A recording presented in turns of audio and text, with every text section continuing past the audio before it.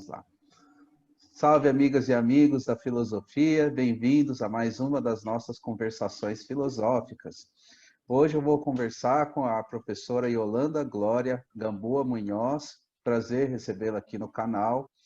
Ela é professora da PUC de São Paulo, tem uma formação, passou pela USP, pela PUC de São Paulo também, vem pela Universidade do Chile, né, pelo que eu sei do seu currículo, né? E tem aí uma longa estrada já de pesquisa, orientações. Então, muito prazer recebê-la aqui no canal. Eu queria começar com uma pergunta. Eu sei que você pesquisou, dentre outros autores, o Michel Foucault e o Paul Veyne, que são dois autores que trabalham no registro da história, né? E uma questão que eu teria para fazer, como você vê a importância da pesquisa histórica para o pensamento, de uma forma mais geral, né? Porque eu percebo, não sei se você também tem essa percepção, que várias áreas da filosofia atualmente não tem muito essa preocupação com a pesquisa histórica, né? Como tinha o Foucault e, claro, o Paul Veyne, que é um historiador, né, de ofício. O Foucault também pratica história, né? Histórias e histórias que ele escreveu, né? E tem uma relação entre os dois, tem aquele texto do Paul Veyne sobre o Foucault, mais de um, aliás. Então, essa que é a primeira pergunta que eu faria, assim, mais geral, para a gente começar a conversa. Boa tarde, obrigado por Boa aceitar. tarde. Boa tarde. Primeiro, eu queria agradecer muito essa oportunidade, essa possibilidade e parabenizá-los até por essa iniciativa, né? Que hoje em dia, de outro ponto de vista, é até uma resistência, né? Então, a toda a situação que estamos vivendo e também situação política, e não só a pandemia é muito sentido. Então, primeiro, eu gostaria muito de agradecer esse convite, tá? E essa oportunidade mesmo, né, da gente conversar um pouco. Bom, com respeito à sua pergunta, é claro, nós somos uma linha divergente, né, aquela que considera a história dentro de outras estruturas, até, por exemplo, se você pergunta o que se chama filosofia contemporânea, vai ver muitas linhas de analítica, de lógica, que não tem absolutamente nada a ver como nós pensamos essa relação com a atualidade, com o presente e tudo mais, né?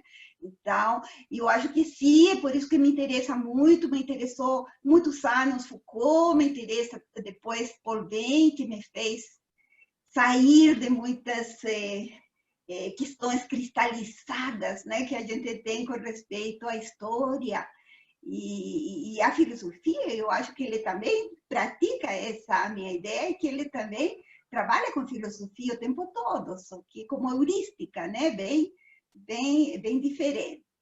Bom, mas eu acho que os dois são pensadores entre, né? E isso que é uma categoria que me interessa demais, e que eu me sinto um pouco reconhecida, talvez porque eu sou de um outro país, moro há 42 anos no Brasil, então essas categorias entre, gosto muito delas, né? E acho que o Paul Veyne está entre a história e a filosofia, e o Foucault também, só que cada um tem uma ênfase mais de um lado que de outro, tá? Tem suas diferenças. Mas é o que me agrada muito desses pensadores, porque, por exemplo, com meus colegas em filosofia, se eu falo de Paul Veyne, você me diz, mas é um historiador. E com o pessoal de história diz, não, é muito complexo, muita filosofia. Então, é como que você não localiza em lugar nenhum, né? E eu acho isso muito interessante. Acho que a gente fala muito de transdisciplinaridade, de tudo, mas quando as coisas realmente convergem, pelo geral, tem uma rejeição dos chamados especialistas, né?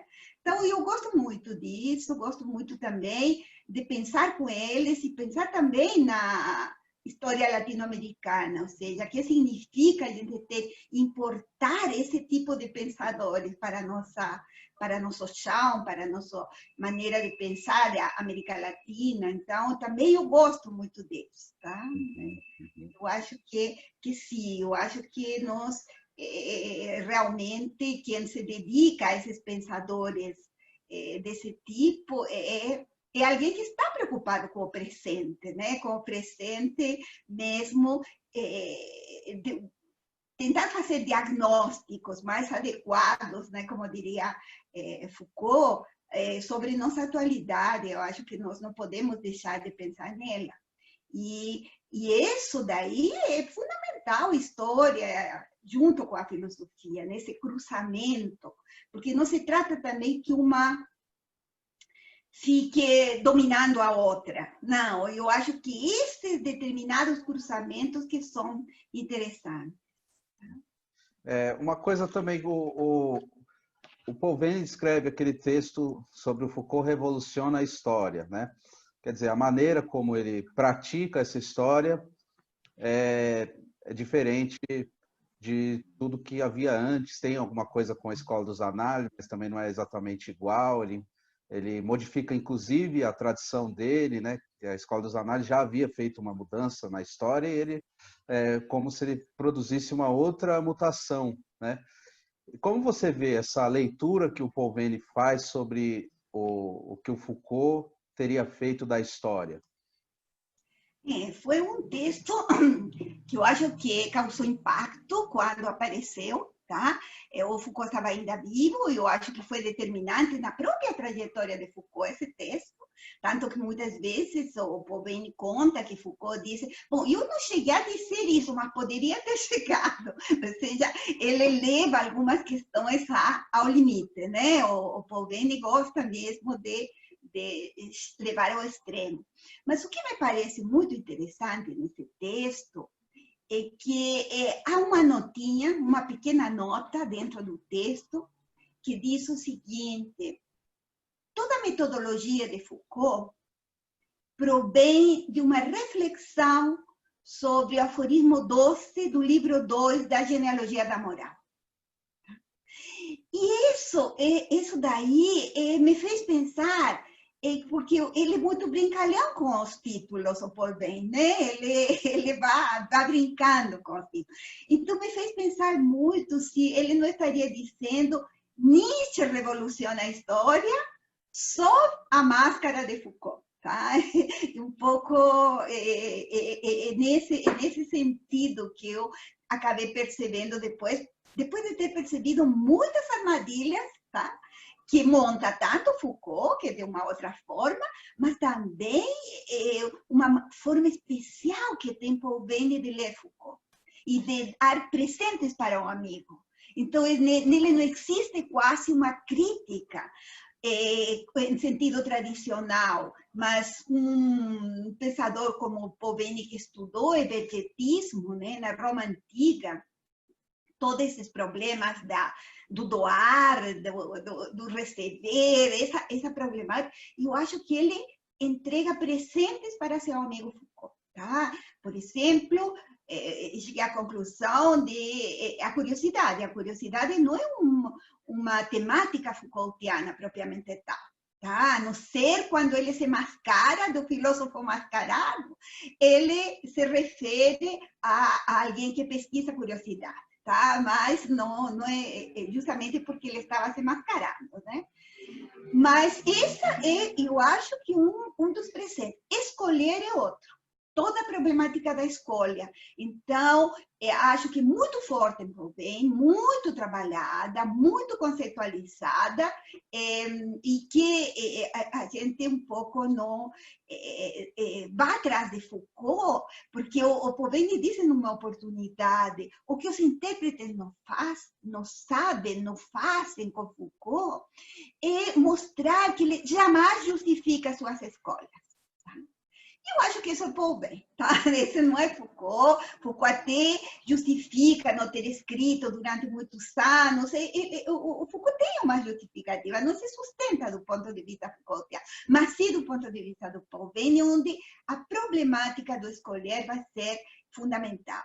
E eu acho que após a morte de Foucault, inclusive, existe aquele texto sobre, que foi traduzido aqui como o indivíduo ferido no coração pelo poder público. Tá?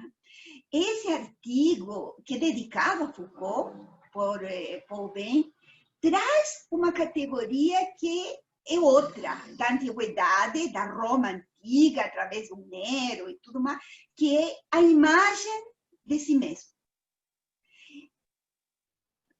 A gente trabalhando isso e estudando, porque eu tenho um grupo também que estudamos todos juntos, imagem, imaginação, imagem de si. Tá? Então, estudando e vendo e comparando, nós chegamos muito à conclusão de que o povo está fazendo uma jogada que é um pouco... Olha, Foucault evitou pensar imagem de si na antiguidade. Até porque imagem tem todo um percurso dentro de Foucault, tá? Ele rejeita algumas imagens, outras não.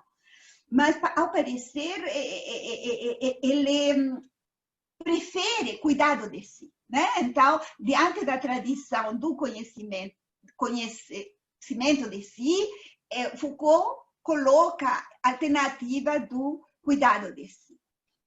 Eu acho que nesse texto, que ele dedica a Foucault e as terças-feiras em que ele se encontrava e se divertia muito, tá? Isso está na dedicatória, ele faz uma análise como dizendo o seguinte: não poderia ter se esquecido imagem de si, porque imagem de si não é uma questão pessoal, individual, é uma questão política. São os outros que fazem, somos nós que fazemos uma imagem de nós mesmos, dependendo da forma que obedecemos. Tá? Então, ele amplifica essa questão da imagem de si e dá de presente a seu amigo Foucault, entende?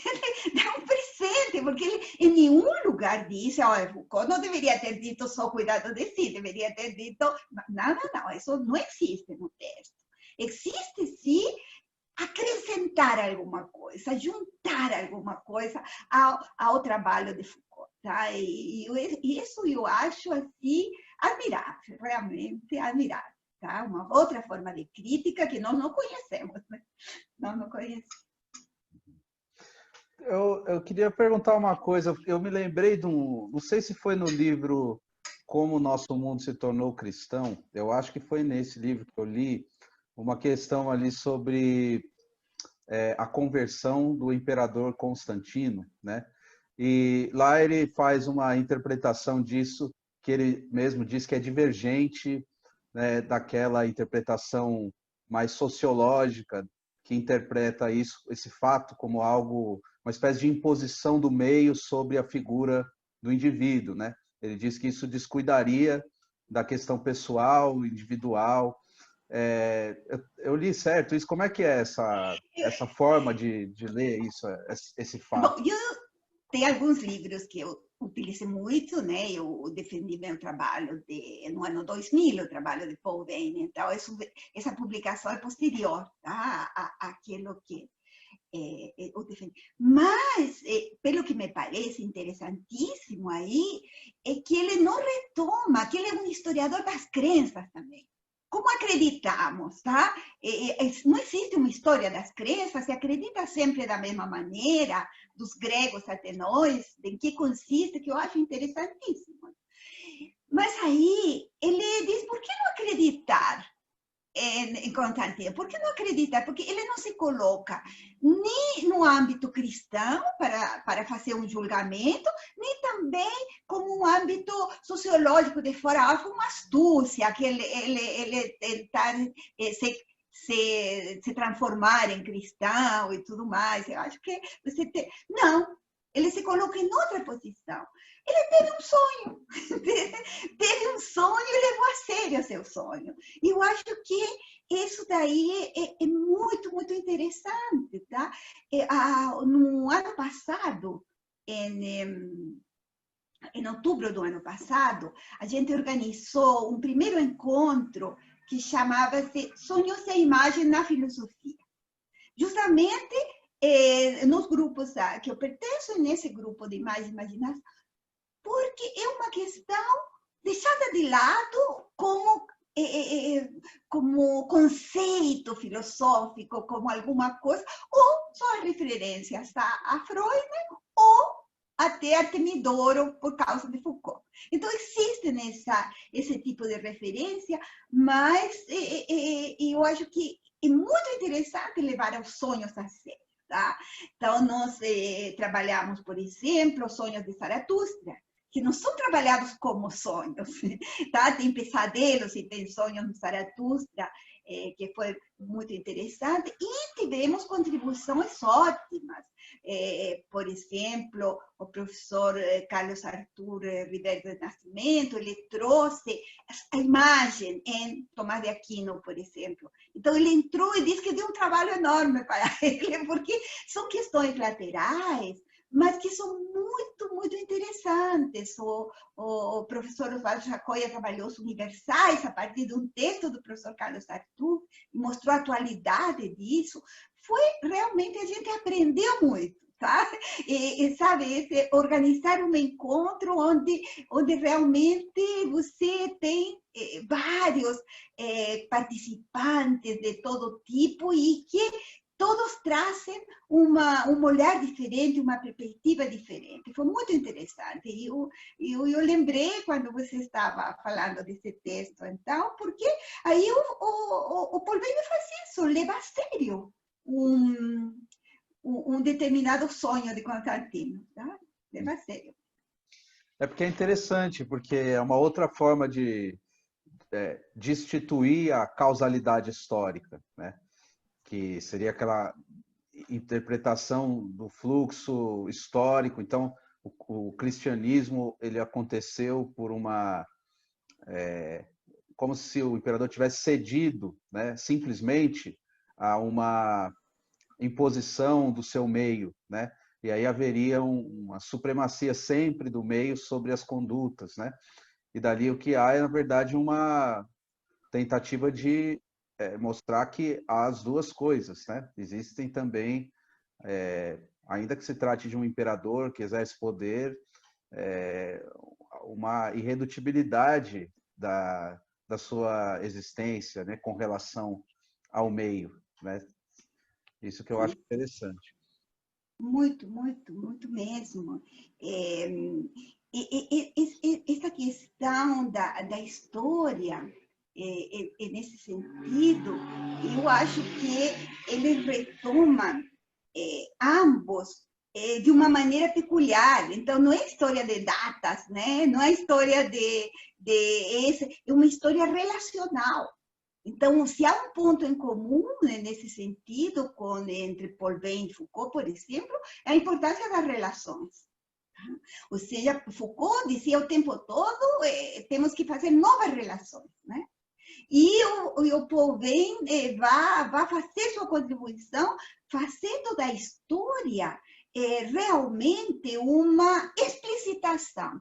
Aquilo que você disse sobre as causas é importantíssimo, porque ele deixa de lado a explicação, porque a explicação é que leva sempre essa história da escola, né, que nos conta série de causas que provocam alguma consequência determinada, e não, ele vai optar, tá, escolhe entre ser um historiador da explicitação, não da explicação. Tá? E eu acho que aí, então, possibilita para muitas outras questões, porque ele vai dar várias definições de história. Tá? Então, é muito interessante, porque é uma viagem a outro, é uma genealogia nietzschiana, interpretar relações. Então, ele não tem uma definição, tem várias, né, do que seria história. E nesse sentido, leva muito a sério aquela questão relacional, porque é como se o mais difícil que nós temos de nos desfazer dos nossos hábitos, né, de nos transformar, são, ao parecer, as relações que foram estabelecidas por séculos. Não tanto os substantivos, que já muitos foram contra essa universalização, né, dos substantivos, contra a essência, contra tudo isso que você possa encontrar nessa parte. Mas eu diria que o interessante é, por exemplo, romper relações. Tem pensador que eu gosto muito, eu trabalhei ele com Nietzsche, né? Até porque não é um pensador que as pessoas trabalham com Nietzsche, eu gosto daqueles meio marginais, que ninguém levou a sério, que é Sócrates, né? Sócrates. E o Pouveni não gosta de Sócrates porque acha ele responsável de ter ligado o bom cidadão, a cidadania, com a religião. Então, é como se dissesse, olha, para ser bom cidadão, é bom cumprir os ritos religiosos e tudo mais. E isso seria responsável por essa ligação que nós fazemos, que um homem, um bom cidadão é alguém, então, que cumpre os ritos religiosos e tudo mais. E isso é muito mais difícil de desfazer que se fosse simplesmente substantivos, Estado, poder, sabe? Não. É muito mais difícil essas relações que ficaram por séculos, porque nós tendemos, então, a gente tende a valorizar alguma coisa que ficou unida, né? Então, ele não gosta nesse sentido, porque acha um pouco que Sócrates é responsável por isso na antiguidade. Não gosta, mas eu gosto muito de Sócrates, tá? É outra coisa. Mas eu queria exemplificar um pouco, justamente porque você me dá essa possibilidade de mostrar que explicitar não é explicar. Então, aí eles também fogem dessa causalidade, que a crítica da causalidade é de Nietzsche, né? É Nietzsche. Uma outra coisa que eu também queria perguntar sobre a relação entre o modo como cada um dos dois, o Foucault e o Veyne, analisam o mundo antigo, especialmente Roma. Porque, assim, a gente sabe que o Foucault, quase a obra toda dele se dedicou ao período da modernidade, né? Então, esse giro para a antiguidade é no fim da obra, né? E talvez existam relações até pessoais, né, com o Paul Veyne, com outros historiadores, o Pierre Hadot também, né? Mas eu queria saber como você vê essa relação da maneira como eles analisam Roma, né? Como que você vê o que tem em comum, o que tem de diferente? Interessante, muito interessante, porque essa última virada de Foucault, que ele teve tantas, né? E as pessoas não aceitavam, porque ele já tinha o esquema pronto e de repente aparece outra coisa e ninguém gosta. Porque eu vivi e estudei Foucault no tempo que Foucault escrevia. Então a gente estava um pouco fazendo e aparecia uma outra coisa nova, história da sexualidade, o que é isso? Entende? Então foi um pouco por aí que a gente foi retomando. Mas claro, aquela questão é importantíssima, tá? Porque eu falo bloco greco-romano. Então já não vem os gregos separados dos romanos. Eles acham que, desde outra perspectiva, o que vai ficar vai ser esse bloco greco-romano. Então, existe isso, tá? Existe isso em comum. Agora, na segunda, uso dos prazeres, né, de Foucault, a segunda volume da história da sexualidade, ele disse com todas as letras que deve muito a Paul Veyne. Mas como a gente está acostumado a que essas coisas às vezes são formais e não é tanto assim, então meio que se esquece, meio que se deixa de lado. Mas, é claro, havia, por exemplo, há um trabalho muito anterior de Paul Veyne sobre o amor na Roma Antiga, tá? Sobre o amor. E eu acho que Foucault foi um leitor desse trabalho. E, claro, vai trabalhar da sua forma e tudo mais, mas existe aí uma ligação bem interessante. Agora, eu acho que Paul Veyne escolhe Roma, por exemplo, mesmo que ele diz que não, que foi ele faz outras histórias ao redor de por que escolheu Roma, tá? Mas ele escolhe Roma um pouco porque nos mostra sem véus, sem mascaramentos, as condutas, que são condutas até os dias de hoje presentes. Tá? Ou seja, a gente pensa muito e se coloca sempre no cenário grego, né? Ou seja, o modelo é Grécia. Roma não, Roma já é uma cópia. E o que você faz fazendo isso, que é um critério platônico aplicado à história? E se você vê, por exemplo, aquela obra, a História da Vida Privada, de Paul Veyne, que ele organizou, né? As 200 primeiras páginas são sobre o Império Romano, feitas por ele.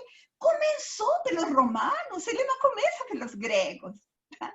E as pessoas não acharam aquilo digno de ser questionado, mas ele fez de propósito, ele quer romper o conceito de modelo e cópia platônico.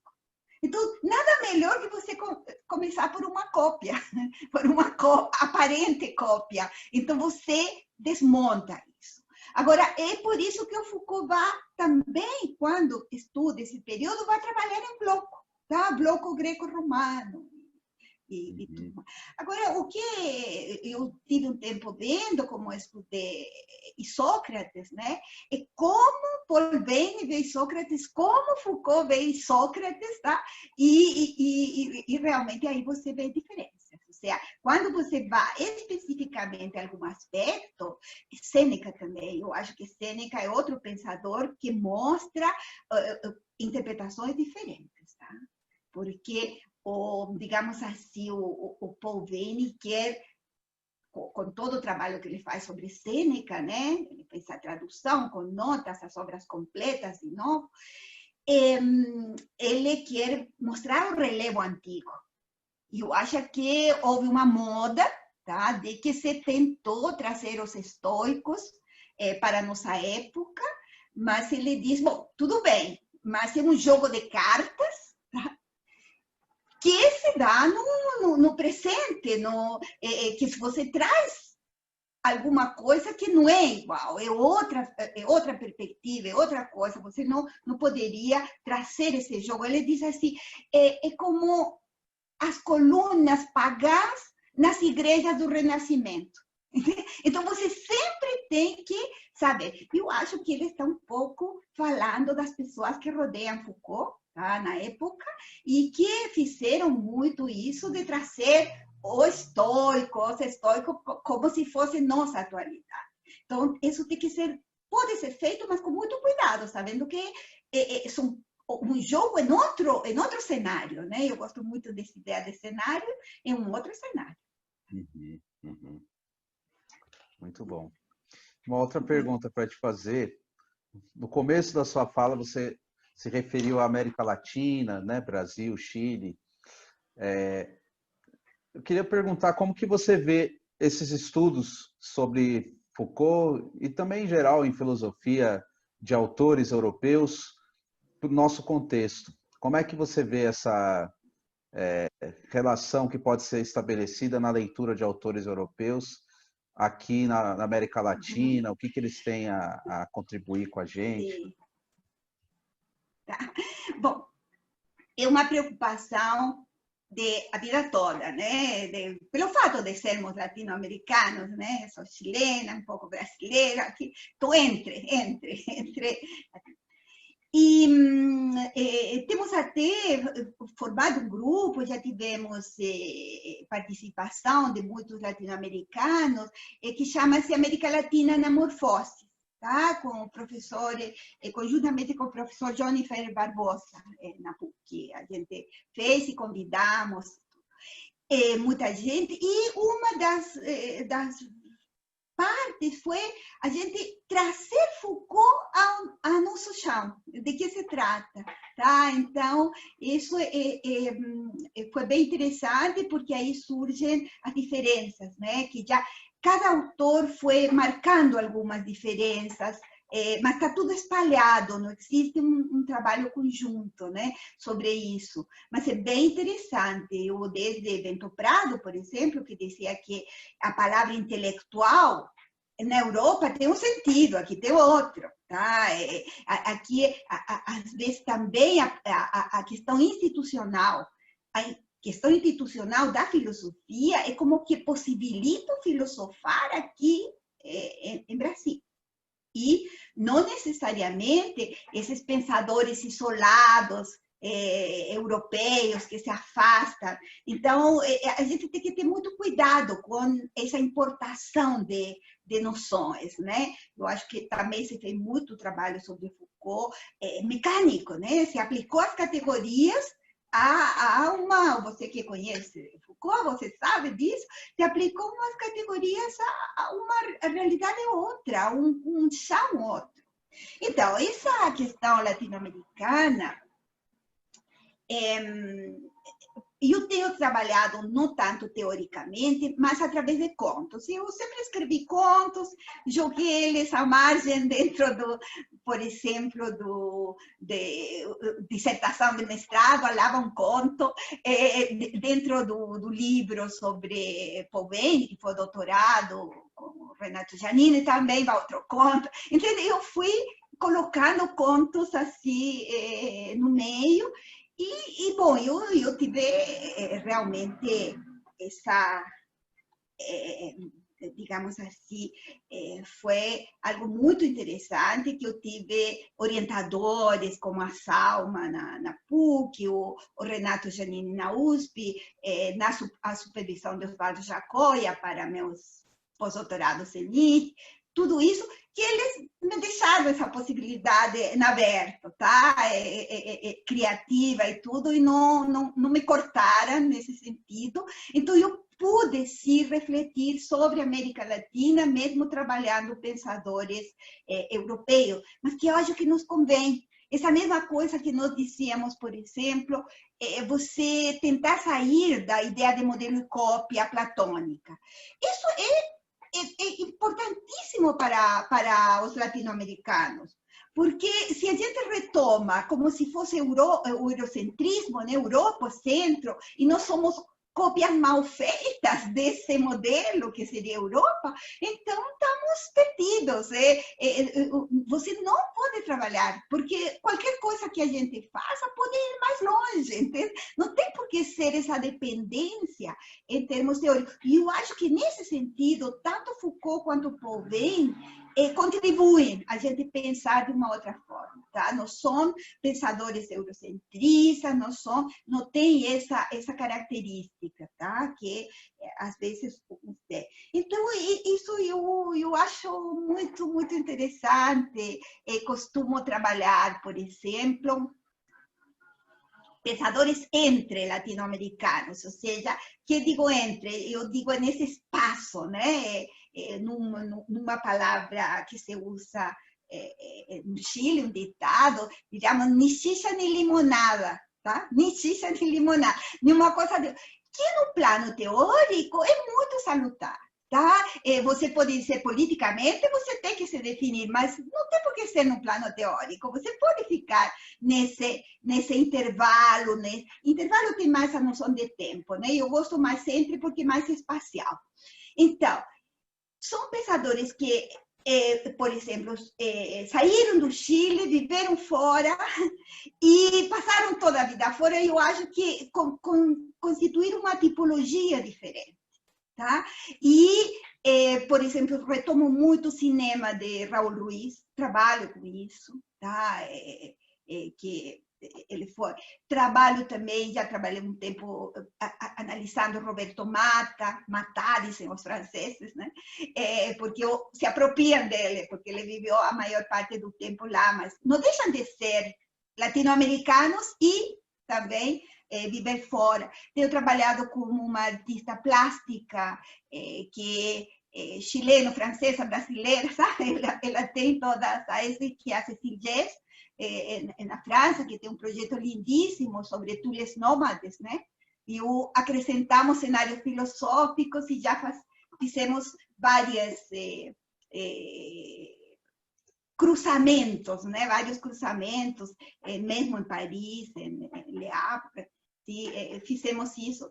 E eu acho essa possibilidade de cruzar e retomar as duas experiências muito interessante. Porque sempre penso nessa frase do professor Antônio Cândido, né?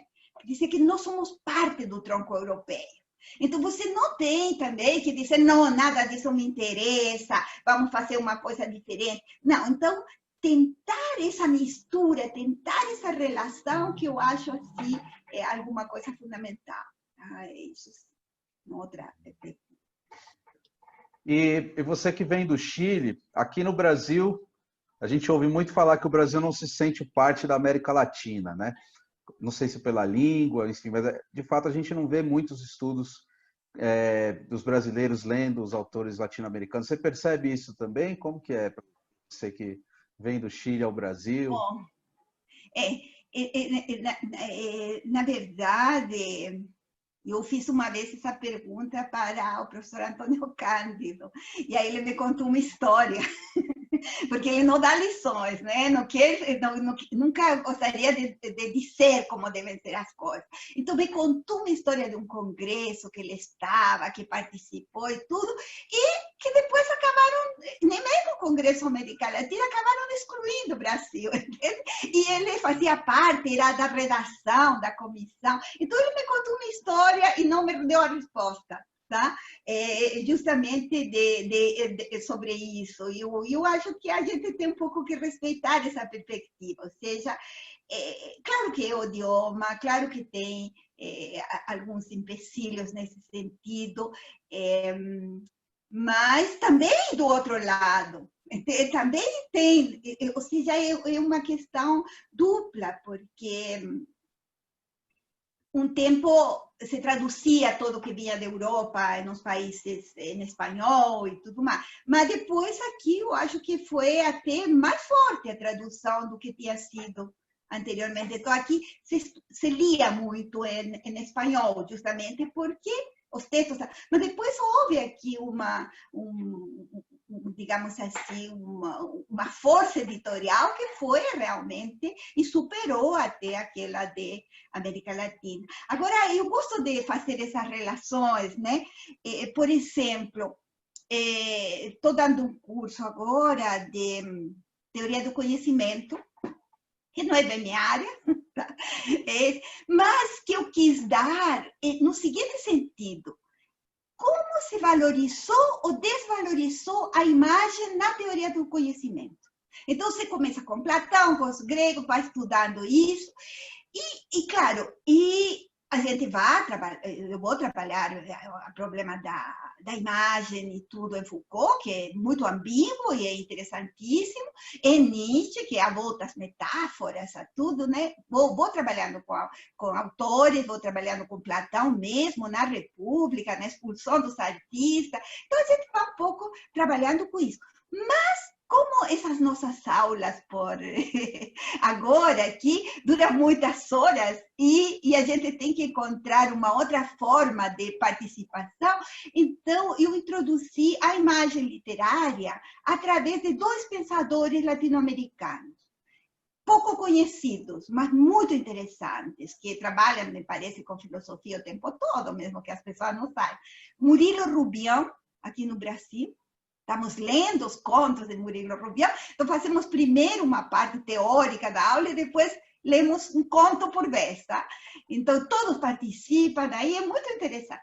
E Felisberto Hernández, que Felisberto Hernández é um uruguaio pouco conhecido, também autor de contos, tá? Igual que Murilo Rubião, mas que foi muito lido por Cortázar, muito lido por Borges, tudo. Então, o pessoal não conhece essa parte. Há uma história também nessa questão da literatura latino-americana, né? Então, estamos trabalhando com os dois. Está sendo uma coisa muito interessante porque são perspectivas outras. Cada um lê o conto de outra forma. E a gente vai meio que juntando as peças de um quebra-cabeça, né? Vamos ver. Mas eu tive... há uma tradução pela Cosac Naif, há uma tradução de alguns contos de Filiberto Hernández, mas pelo geral se desconhecia, tá? Ouve-se. E Murilo Rubião é alguma coisa que os próprios brasileiros desconhecem, né? E é muito interessante como ele vai colocando uma frase bíblica no começo do conto, e tem os dragões, né? E os dragões chegam, né, como se fossem os imigrantes que vêm de fora. Eu acho um conto de uma atualidade, por exemplo, esse dos dragões, incrível. Porque há uma questão, por exemplo, hoje você tem as estatísticas, né, para essa pandemia, para tudo. Então, cada país dá seus gráficos, suas estatísticas, né? Mas desapareceu a questão dos imigrantes. Desapareceu. Então, não temos registro disso. Aqueles que estão nas fronteiras, aqueles que estão nesses campos, não sabemos como está essa situação. Então, digamos assim, com esse conto dos dragões de Felipe Fernandes, que se tenta impor uma mentalidade para eles e tudo, e não se reconhece o que eles são, eu acho que é uma questão muito próxima de todo esse fenômeno que aconteceu na Europa, sobretudo, né, que não se aceitam os imigrantes, ficam em campos aí, entre as fronteiras, né? Então, eu acho muito, muito interessante. Então, essa questão latino-americana pode se tomar por vários ângulos, né? Trabalha com... E um pouco a filosofia latino-americana também está na literatura, muito mais do que em tratados filosóficos, né? Então, eu acho que isso nós temos que aproveitar, porque desde Kant até depois se cortou, como se essa linguagem não tivesse nada a ver em termos com a conceitualização, que era importante em filosofia, né? Mas se você retoma de volta as imagens, as metáforas, a valorização delas, então a literatura tem muito a dizer, muito a dizer. Muito legal. Só uma última pergunta que eu queria te fazer, que você também falou no momento que tem muita gente que estuda, mesmo autores como Foucault, Paul Venn e outros, que não deveriam, quer dizer, não suscitariam esse tipo de estudo, né? Um estudo de tentativa de sistematicidade do pensamento, aplicação das categorias, coisa e tal. E são dois autores que vão à história, vão aos arquivos, vão aos registros, né? Como você vê essa prática do historiador também, junto com a do filósofo, em pesquisas feitas, ou que você fez, ou que você acompanha, que você sabe que existem, assim, no Brasil, no Chile, na América Latina, que fazem esse uso, não apenas, né, da teoria, mas também dessa prática de visitação dos arquivos e daí da construção das narrativas desses dois autores? Eu acho que tudo vai contribuindo, né? Então, existe alguém que conhece mais um aspecto, outro conhece outro, e eu acredito muito nos grupos. Em outros países, por exemplo, no Chile, os coletivos, coletivo tal. Por exemplo, nós temos um grupo que chama-se Imagem, Imaginação, Imagem de Si. É uma temática, todos vamos propondo autores diferentes para ler, mas dentro do grupo, esse o grupo do grupo Foucault da PUC, tá? Mas dentro dessa perspectiva, temos pessoas que fazem dança, cineastas,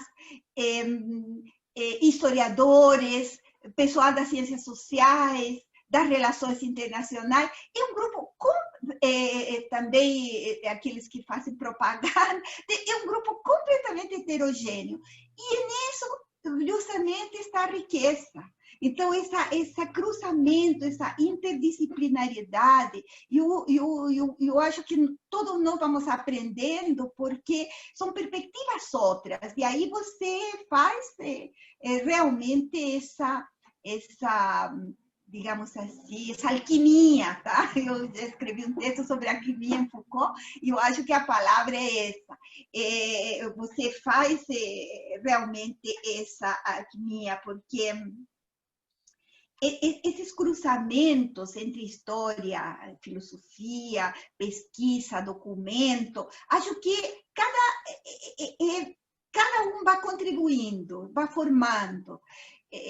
Por exemplo, eu com uma irmã fizemos um tempo uma pesquisa dentro do Chile de 3 mulheres que, de alguma maneira, nas cidades pequenas, elas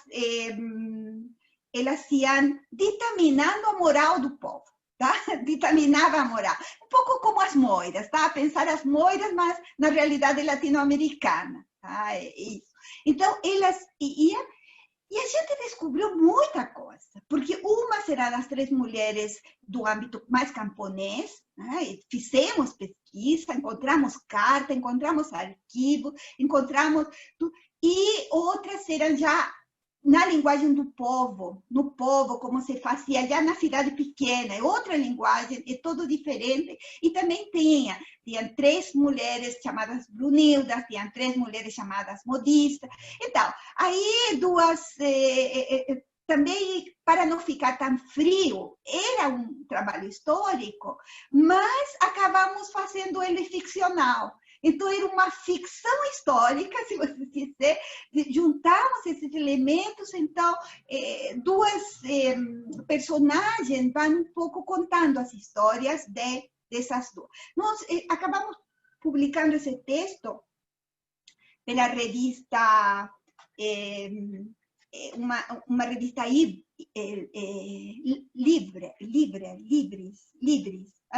Labris, que feminino, em espanhol. E foi traduzido aqui em português, a gente publicou numa outra revista que eu gosto muito, marginal, assim, que chama-se a revista Agreste, né? Nós publicamos como as ânforas. Lá apareceram las tinajas, tá? Que são 3 mulheres que se colocam as mãos na cintura, né? E julgam a moral do povo. Bom, então, esse foi um entrecruzamento. E eu não quis fazer isso sozinha, então, uma personagem ficou com minha irmã, que morava no Chile na época, agora ela faleceu, mas ela morou sempre lá, e eu quis sair do Chile. Então, cada uma se encarregou de uma das personagens, que são uma espécie de bonecas, tá? Que vão contando história, Anita Maria e Marisol. Mas eu recebi, por exemplo, uma crítica de uma pessoa muito interessante, ela é formação em filosofia, psicologia, do Chile, me disse, bom, mas sabe aquela personagem tal, que tinha sido... Detestei aquela personagem, não suporto, ela é como se fosse uma vivência de telenovela, como um programa que lá existia no Chile no tempo da ditadura ainda, né? Que chamava-se a Farândula. Então, parece um personagem de Farândula. E eu achei isso sensacional, porque eu não vivi essa experiência no Chile. Então, como fazíamos uma de um país e outra de outra, os personagens também tomaram uma outra configuração histórica, né? Outra. Eu fazia de fora, ela fazia de... E depois, por exemplo, tem esse filme agora que reproduziram, né, coordenaram, que tinha sido filmado por Raul Ruiz, né, e que se chama La Telenovela Errante, que justamente quando ele volta por Chile, a visitar Chile, vê que é um país que está vivendo como se fosse uma telenovela. Tudo acontecendo. Então, eu achei que, de alguma maneira, essa personagem da minha irmã, ela recolheu isso, mas em vez de ser negativo, é uma junção interessante. Então, você vê aí, você vai tomando questões do cenário, né? Vai trabalhando aquilo, e tem a pesquisa histórica, mas também tem a ficção, né? Então, eu acho que essas questões se entrecruzam e são muito, muito ricas, porque permitem várias leituras, né? Tem camadas de leitura. Muito bom. Muito bom. Muito obrigado, professora. Foi Eu que muito agradeço. prazerosa a conversa. estamos já terminando. Eu queria só pedir, se você quiser dizer alguma última coisa, então, eu sempre peço, né, às vezes a pessoa quer dizer alguma coisa e não teve oportunidade, enfim, se quiser uma última palavra para a gente encerrar a conversa. Eu acharia que há um trabalho comum de todos nós, de vocês que fazem isso e tudo, muito interessante, e que eu acho que a gente quebrar os hábitos, né? Trabalhar com questões que nos acostumamos. Por exemplo, outro dia eu pensava, como falar do que está acontecendo, a pandemia e tudo, com Foucault, mas sem usar a palavra governamentabilidade. Porque tem todos os mil artigos que vêm sobre isso. Então, e talvez até sem usar a palavra Foucault também, né? Também. Às vezes não precisa. Mas é que, como para mim chega do Centro Foucault todo que está sendo produzido, eu digo, mas realmente já isso, o que acontece com essas questões. Então, eu pensava, por exemplo, essas janelinhas que a gente vai constituindo aqui, né, que não são janelinhas de consumo, é outra coisa que nós estamos querendo, né? Com um conto de Felisberto Hernández chamado Las Hortênsias, em que se montam vitrines, né? Ele monta umas vitrines e ele vai a ver essas vitrines, mas muitas vezes imagina alguma coisa a partir do que está lá montado, mas depois ele lê o que se deixou feito como cenas de essa, sei lá, uma noiva que morreu, não sei o quê, sabe? Com umas bonecas infláveis. Ele monta uma fantasia incrível com essa questão. E eu acho que analisar essas nossas reflexões através dessas janelinhas com que nós estamos está muito mais próximo de um conto de Felisberto Hernández, por exemplo, como Las Hortênsias. Então, você não tem que ficar dizendo exatamente o que todo mundo disse. Então, eu chamaria completamente a trabalhar com pensadores marginais, trabalhar com outras questões, ir mesmo à ficção, às vezes, que, como fazia Foucault, né, ele usava a ficção para diagnosticar o presente. E ficção como ele entende, né? Não como é. Então, eu acho que quebrar hábitos, isso é uma tarefa que nós temos que fazer para deixar de nos cristalizar, né? De ficar essa coisa muito sem pensamento já, uma simples repetição, tá? Mecânica. É isso que eu acho mais interessante, que possa contribuir à filosofia, né, dos dias atuais. Muito bom, muito obrigado, professora. E eu que agradeço, foi muito bom, Caio, tá? E obrigada pela oportunidade, obrigada por abrir esse espaço e essa janelinha, né? Essas janelinhas aqui. Tá? Algumas frestas que a gente abre aí no mundo digital, né? Tentando ampliar a visibilidade das pesquisas. E é isso, só tenho a agradecer. E para o pessoal também que assistiu a gente até aqui nessa entrevista, agradeço. Deixem os comentários aí para a gente continuar a conversa depois. E fiquem ligados nas próximas conversações filosóficas.